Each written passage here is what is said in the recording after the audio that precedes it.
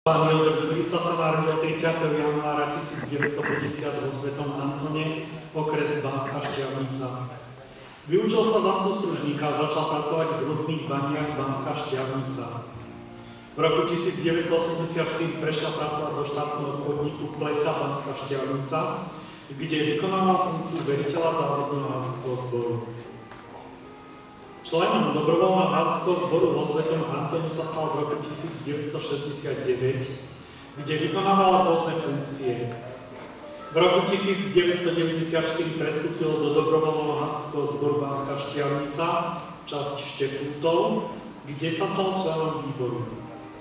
V roku 2000 bol zvolený za predsedu dobrovoľného hasičského zboru a túto funkciu vykonáva dodnes. Oddelená skúška za vernosť 40 rokov. Je držiteľom znaku odbornosti rozhodca dobrovoľnej požiarnej ochrany Slovenskej republiky. Za jeho aktívnu a obetavú prácu mu predsedníctvo územného výboru dobrovoľnej požiarnej ochrany v Žiare nad Hronom odporúčilo udeliť aj najvyššie vyznamenanie.